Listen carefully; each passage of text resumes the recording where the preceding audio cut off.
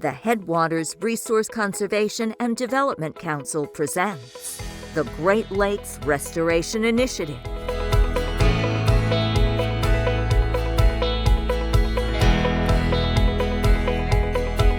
In partnership with the United States Department of Agriculture, Natural Resources Conservation Service, the United States Environmental Protection Agency, the Foundation for Pennsylvania Watersheds, the Pennsylvania Grazing Lands Coalition, Penn State College of Agricultural Sciences, Penn State Extension, the Potter County Conservation District, and by the Pennsylvania Department of Conservation and Natural Resources, Bureau of Forestry.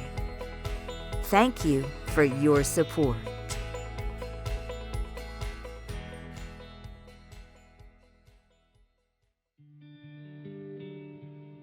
Hello, my name is Sean Rukgaber. I work for the Capital District Resource Conservation and Development Council. I support NRCS in the Cotter Sport Field Office in Potter County, Pennsylvania. We're going to talk a little bit about infrastructure on small to moderate-sized beef operations.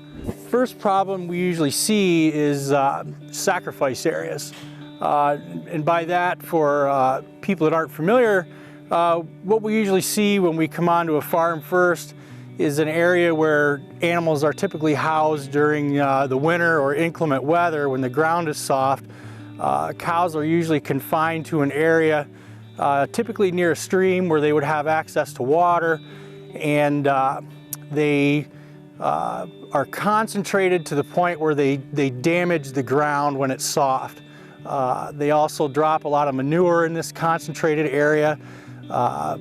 They are usually chest deep in the mud, and when it rains, a lot of sediment, the nitrogen and carbon, phosphorus contained in the manure, ammonia in the urine, that's all washed away into the watershed. It pollutes the stream, and of course everyone downstream has to deal with that. So typically what NRCS wants to do is find a way to house the animals during periods when animals would otherwise be housed in this manner, and we can eliminate those pollutants, hopefully improve animal health, and turn what would otherwise be a pollutant into a product that can be harvested and used in other ways. So to remove the animals from a sacrifice area, NRCS likes to construct what we call a heavy use area. You'll hear other people alternatively call these feedlots. You can see behind me the corner of one of these, this structure. Before we look at this in more detail, I'd like to talk about siting. As you can see behind me, there's a blacktop road. Right here is an unimproved dirt road. We consult with the landowner, of course, before we site one of these.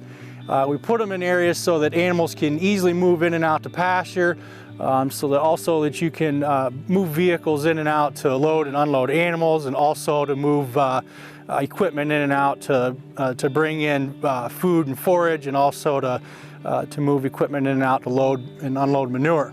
Behind me is the structure we built to remove the animals from the sacrifice area and eliminate the sacrifice area. The building consists of three practices. That consists of the heavy use area, waste storage facility, and the roof. One of the purposes of this facility is to intercept clean water. That clean water consists of three components. That'd be subsurface waters, below ground water, surface water, that's just your water that flows over the surface of the ground, and precipitation, that's your water that falls out of the sky. The subsurface water is intercepted by a footer drain.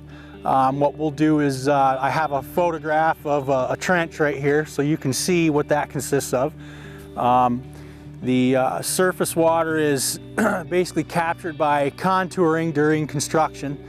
And the precipitation is intercepted by the gutters in the roof. You can see that right here behind me.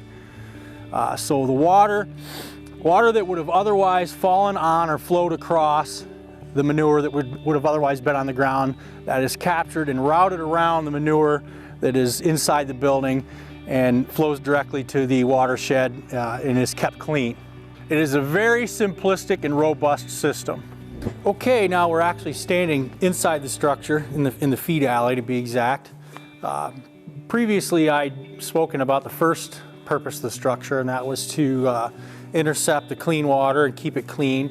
Now we're going to talk about the second purpose of the structure, and that was to capture and contain animal waste. And you can see that actually in operation right behind me. You can see the animals, and you can actually see the manure right here.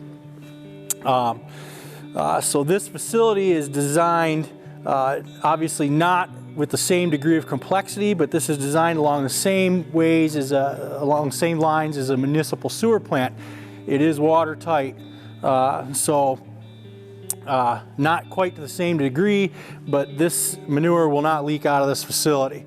So it's designed as these animals drop their manure here, you can come in with a skid steer or a loader, and this manure is pushed to the far end of the building where the walls are higher, and it is then piled there and stored through the winter. So then in the spring, when the plants can uptake the manure, the landowner can then spread it, and it is then a usable product. This is very interesting because previously we had a product that was a pollutant and was washing into the watershed, and now we are harvesting a product that is valuable. The landowner can take this product, can go out and spread it onto their crop, whether it is a commodity crop or whether they're just spreading it on their forage, and now it aids in the growth of their crop, whatever that may be. And we're preventing all kinds of products or other chemicals that would have otherwise been harmful from entering the watershed. We've got probably improved animal health and very likely more goodwill from the neighbors. One of the things NRCS does when we eliminate sacrifice areas, we ask farmers, landowners to remove their livestock from water. We have to provide an alternate source of water. Often that just works out to be a frost-free hydrant and a stock tank. But for landowners that like to stockpile forage for the winter, we will do a freeze-proof trough, which is what this is. In this case, this is a Ritchie water. There are other examples, but that's what we have here. Since we have one here, we thought we would showcase this. These are interesting. You can get freeze-proof troughs that run on electric, but this is what you call a geothermal setup. These are pretty interesting. This is mounted to a concrete pad. Underneath this water is a pipe that extends into the earth. They typically go down about 8 feet. It's just a 12-inch pipe that goes down into the ground.